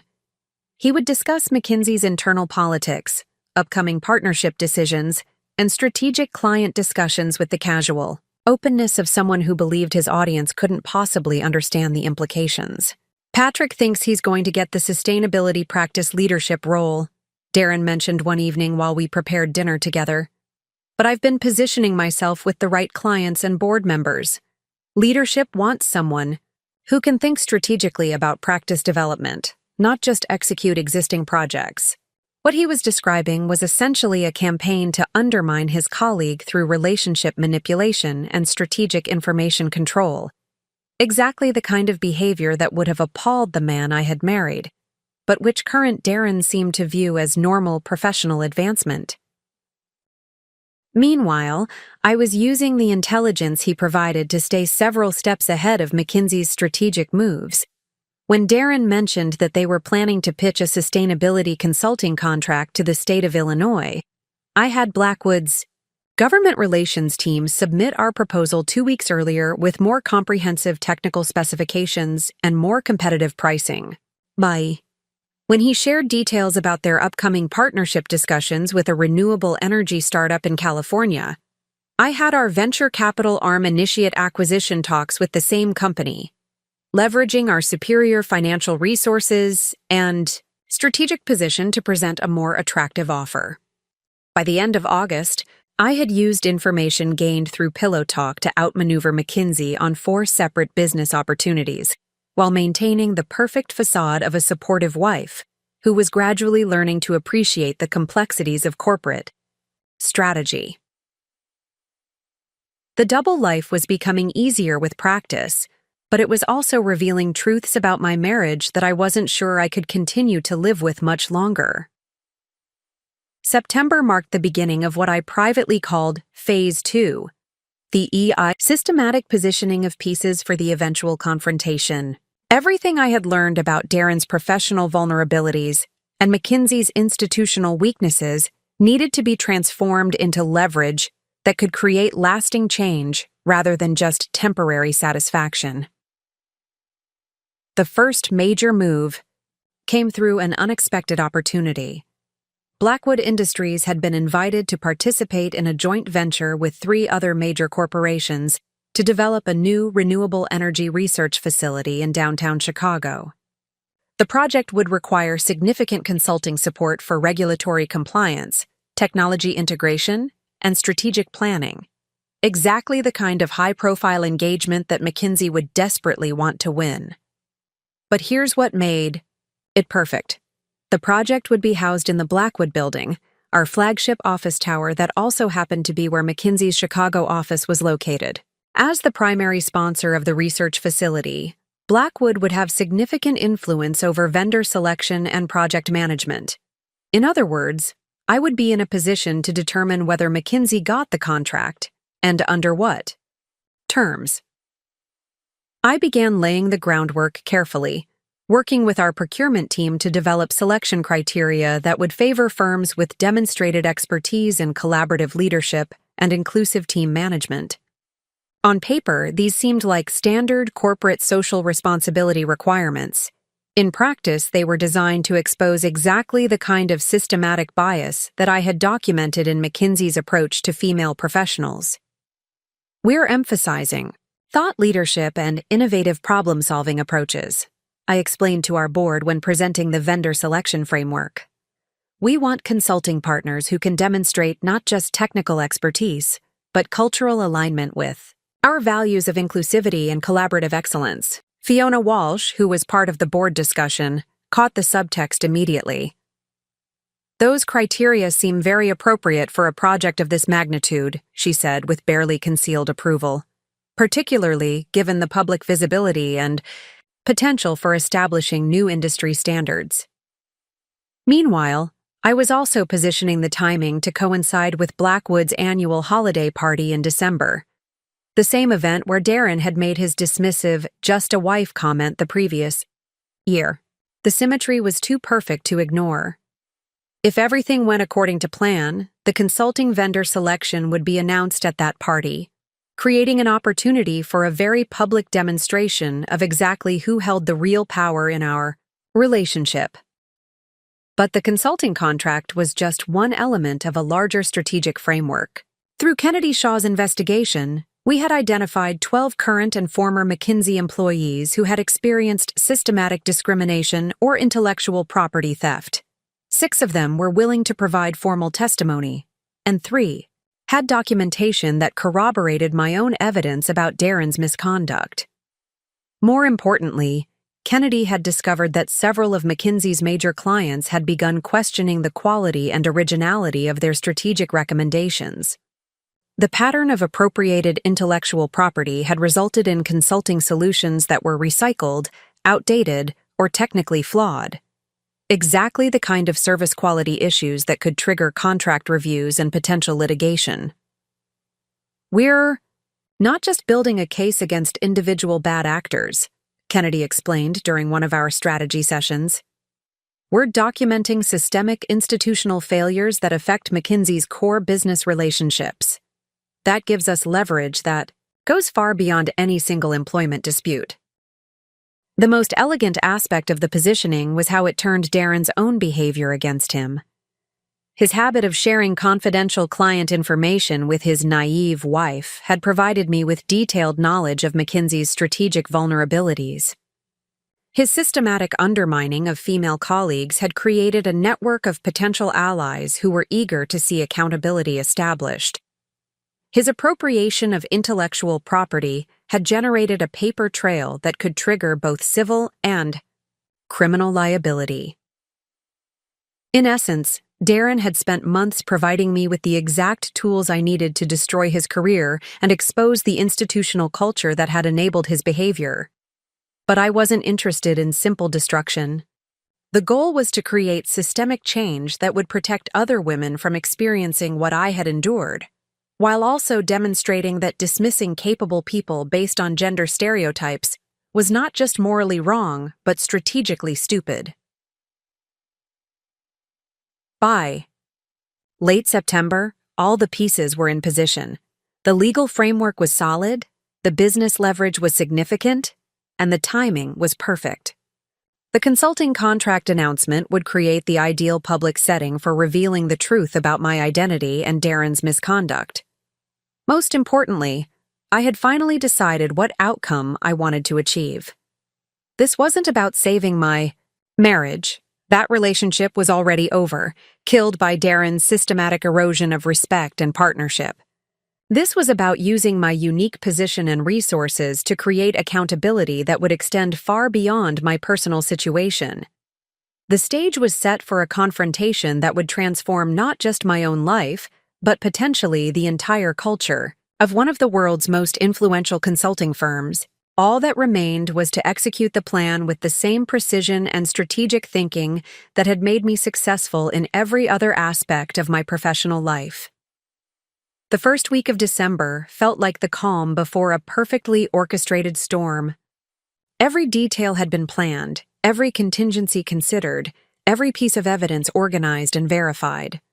All that remained was the execution of a strategy that would transform months of careful preparation into a single moment of absolute clarity. Kennedy Shaw had filed all the necessary legal documents, sealed and ready for immediate deployment. The discrimination complaint with the Equal Employment Opportunity Commission was complete, supported by testimony from 7 McKinsey employees and dozens of documented incidents. The intellectual property theft allegations were backed by forensic analysis that could prove systematic appropriation of female colleagues' work. The breach of confidentiality claims were supported by recorded conversations and documented instances of client information sharing. "Everything is ready," Kennedy assured me during our final strategy meeting. "The moment you give the signal, we can move on multiple fronts simultaneously. The legal filings will be submitted, the press materials will be distributed, and the client notifications will be sent. McKinsey will be dealing with a crisis on at least 4 different fronts before they have time to develop a coherent response." But the legal strategy was only part of the plan. The business implications were equally significant and carefully coordinated. The renewable energy research facility vendor selection had been completed, with results that would be announced at Blackwood's holiday party on December 15th. McKinsey had submitted a proposal, just as I had anticipated, but it would not be the winning bid. Instead, the contract would go to Morrison Strategic Partners, a new consulting firm founded by Thea. Morrison and 3 other former McKinsey employees who had experienced similar discrimination. I had personally provided the initial funding for their startup through Blackwood's venture capital arm, creating a pathway for talented women to build careers outside the toxic environment they had escaped. "The irony is beautiful," Fiona Walsh observed as we reviewed the final arrangements. "Darren has been sharing McKinsey's strategic information with the wife of the CEO, who is about to demonstrate that their approach to talent management is not just morally bankrupt, but strategically inferior." The personal preparations were equally meticulous. I had moved my most important belongings out of our shared condo gradually over the past month, transferring them to a penthouse apartment in the Blackwood building that Darren didn't know existed. My financial assets had been separated and secured. My legal standing as CEO had been reinforced with new board resolutions, and my personal safety had been ensured through discreet security arrangements. Most importantly, I had mentally and emotionally prepared for the end of my marriage to someone who had never really known who I was. The man I had fallen in love with at Northwestern no longer existed, if he ever had. In his place was someone whose career success depended on diminishing the women around him, someone who could share intimate evenings with his wife while systematically undermining everything she represented professionally.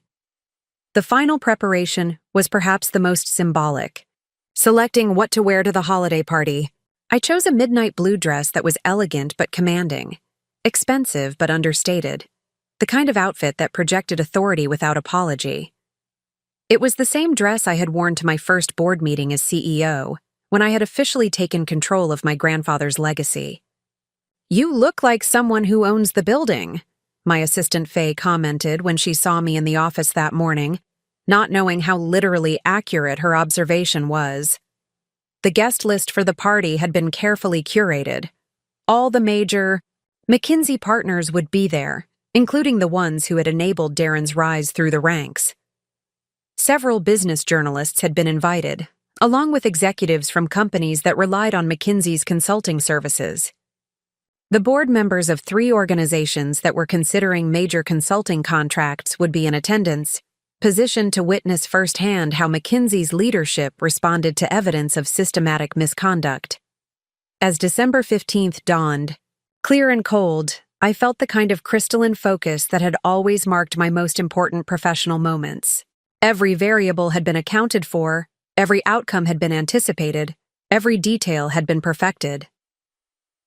Darren left for work that morning in an exceptionally good mood, excited about the evening's party and confident about his prospects for the partnership announcement that he expected would come early in the new year. He had no idea that his wife had spent months building a case that would not only end his career, but potentially transform the entire culture of professional services. "Firms across the country, see you tonight, babe," he said, kissing me goodbye with the casual affection of someone who had never questioned the fundamental dynamics of our relationship. This is going to be a great party. He was absolutely right. It was going to be unforgettable. The Zai. Blackwood Industries holiday party began exactly as I had orchestrated it. The 42nd floor conference room had been transformed into an elegant venue, with Chicago's skyline providing a dramatic backdrop through floor-to-ceiling windows. 200 guests mingled among the holiday decorations, completely unaware that they were about to witness the most significant corporate confrontation in the city's recent history. I arrived fashionably late, making my entrance as Taylor Blackwood Mitchell, the supportive wife attending her husband's company function. Darren spotted me immediately and approached with his characteristic confident smile, clearly pleased to show off his elegant spouse to his colleagues and clients. "You look stunning," he said, taking my arm possessively as he guided me toward his group of McKinsey partners. "I want you to meet some of the senior leadership team. For the first hour, I played my role perfectly." I smiled graciously as Darren introduced me to people I had actually been doing business with for years, nodded appreciatively as they explained basic business concepts to me, and asked naive questions about their work while internally cataloging every condescending comment and dismissive gesture. "Taylor's been learning so much about corporate strategy," Darren announced to a group that included Patrick Chen and Benedict Torres. "I've been mentoring her in some of the frameworks we use at McKinsey. She's actually quite insightful for someone without formal business training." The casual erasure of my MBA from Northwestern and my years of CEO experience was delivered with such unconscious arrogance that several guests shifted uncomfortably. But I simply smiled and thanked him for his patient teaching, while mentally noting that we now had witnesses to his systematic pattern of diminishing my qualifications. The first phase of the confrontation began when Fiona Walsh approached our group, carrying the sealed envelope that contained the vendor selection results for the renewable energy research facility. As planned, she had been designated to make the announcement during the evening's formal presentation. "Excuse me, everyone," she said with professional authority. "I need to borrow Mrs. Mitchell for a moment. We're ready to announce the consulting contract award, and as the project sponsor, she should be involved in the presentation." The confusion on Darren's face was immediate and obvious. Project sponsor? He repeated, clearly struggling to understand why his wife would have any role in a major business announcement. Of course, Fiona continued smoothly. As CEO of Blackwood Industries, Mrs. Mitchell has been leading the vendor selection process for our new research facility. The silence that followed was deafening. I watched as the information processed through Darren's mind. His wife, the woman he had been condescendingly mentoring in basic business concepts, was actually the CEO of one of Chicago's largest privately held corporations. I'm sorry, Patrick Chen said carefully. Did you say CEO? That's right, I replied, speaking publicly in my professional capacity for the first time in front of my husband. I'm Taylor Blackwood, Chief Executive Officer of Blackwood Industries. Though most of you probably know me better as Darren's wife who serves the coffee and doesn't understand complex business strategy. The color drained from Darren's face as the implications began to sink in. Around us, conversations had stopped, as people strained to understand what was happening. Several McKinsey partners exchanged glances of growing alarm as they realized the woman they had been dismissing all evening was actually one of their most important potential clients. This is impossible, Darren whispered, but his voice carried in the suddenly quiet room. You're a freelance consultant. You work on small projects. I'm the person who has been awarding or denying McKinsey consulting contracts worth tens of millions of dollars, I said calmly. I'm also the person who has been documenting systematic discrimination, intellectual property theft, and breach of client confidentiality within your organization for the past 8 months. Benedict Torres stepped forward, his legal training clearly kicking in. Mrs. Mitchell, I think there may be some misunderstanding. It's Ms. Blackwood, I corrected. And there's no misunderstanding. Kennedy Shaw, please join us. Kennedy appeared at my side as if summoned, carrying a briefcase that everyone in the room could identify as the kind that contained serious legal documents. Good evening, she said to the group. I'm Kennedy Shaw, representing Ms. Blackwood, and 6 current and former McKinsey employees in matters related to employment discrimination and intellectual property theft. The transformation in the room's atmosphere was immediate and electric. What had started as a holiday party was becoming a very public legal confrontation with some of Chicago's most influential business leaders as witnesses. Darren looked like he was going to be sick. Taylor, what are you doing? Why are you— I'm doing what I should have done months ago, I replied. I'm refusing to make myself smaller so that you can feel larger. And I'm using the resources and authority that you never bothered to discover. I had to ensure that other women don't have to endure what you put me through. The first phase of the confrontation was complete. Now came the moment when months of careful preparation would transform into immediate consequences that would reshape multiple careers and potentially an entire industry. The formal presentation began with Kennedy Shaw opening her briefcase and distributing folders to each of the McKinsey partners present. The room had transformed from a holiday celebration into something resembling a corporate tribunal, with guests clustering around the central confrontation while maintaining respectful distance. What you're receiving, Kennedy announced to the group, is a comprehensive documentation of systematic discrimination, intellectual property theft, and breach of client confidentiality within McKinsey's Chicago office. The evidence spans 18 months and involves multiple clients, employees, and senior partners. Patrick Chen opened his folder first, his face growing increasingly pale as he scanned the contents. These are confidential personnel discussions, he said weakly. How did you— Mr. Mitchell provided detailed information about McKinsey's internal operations, client strategies, and personnel decisions during what he believed were private conversations with his naive wife, I replied.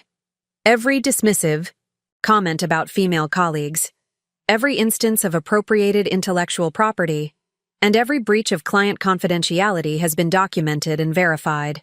Darren's mouth opened and closed soundlessly as he realized the magnitude of what had happened. The woman he had been condescendingly mentoring in business strategy had been using his casual sexism and professional arrogance to build a comprehensive case against his employer. The Thea Morrison partnership decision, I continued, addressing Patrick directly, was blocked based on gender bias that violated both McKinsey's stated diversity policies and federal employment law. Mr. Mitchell's characterization of her lack of leadership presence was contradicted by client feedback that specifically praised her collaborative approach and strategic insights. Benedict Torres was frantically flipping through his folder, clearly looking for his own name in the documentation. "This is entrapment," he said desperately. "You can't use private conversations between spouses."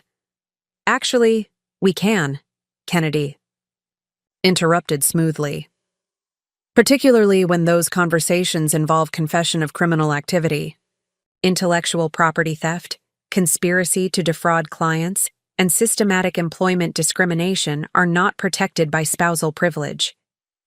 I turned to address the larger crowd, many of whom were potential McKinsey clients who had been invited specifically to witness this moment. Over the past year, McKinsey has consistently recommended strategies that were technically impossible to implement, financially unsound, or based on stolen intellectual property.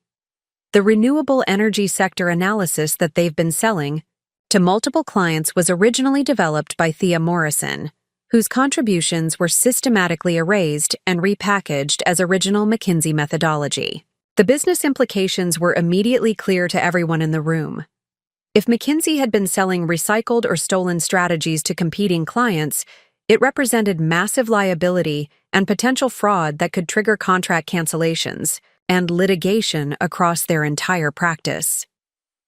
"The vendor selection announcement," Fiona Walsh said, stepping forward with perfect timing, "reflects Blackwood Industries' commitment to working with consulting partners who demonstrate both technical excellence and ethical leadership.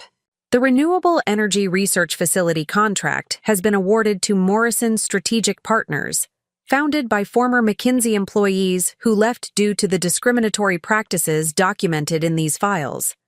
The symbolism was devastating. The women McKinsey had systematically undermined were now being rewarded with the contracts that McKinsey had expected to win." Harry Whitfield finally found his voice. "This is a coordinated attack on our firm's reputation based on isolated incidents taken out of context." "Isolated incidents," I repeated, my voice carrying clearly across the room. "Mr. Mitchell shared confidential information about 17 different client engagements over the past 8 months. He described systematic efforts to circumvent female decision-makers at client companies. He detailed strategies for appropriating intellectual property from female colleagues and presenting it as original work. None of this was isolated, and all of it was voluntary." Darren had been silent throughout the presentation, but now he stepped forward with something approaching desperation. "Taylor, you're my wife. You can't. This isn't. We need to talk about this privately." "Ex-wife, actually," I replied, producing the divorce papers that had been finalized that morning. The marriage ended when I realized that the man I loved had been replaced by someone who needed to diminish women to feel successful. And there's nothing private about systematic discrimination that affects dozens of employees and millions of dollars in client relationships. The final revelation came when I addressed the gathered crowd directly, speaking as CEO rather than as a betrayed spouse. Blackwood Industries will be conducting a comprehensive review of all consulting relationships to ensure alignment with our values of merit-based advancement and collaborative leadership. We encourage other organizations to examine whether their consulting partners demonstrate the same commitment to ethical practices and inclusive excellence. The message was unmistakable. McKinsey's behavior had consequences that extended far beyond individual careers to potentially massive financial and reputational damage across their entire client base. The confrontation was complete. What remained was to see how quickly and how far the consequences would spread. The silence that followed my announcement lasted exactly 12 seconds. I counted them. Then the room erupted into controlled chaos as the implications began cascading through the crowd of witnesses. Cell phones appeared as business journalists captured the story that would dominate Chicago's financial news for weeks.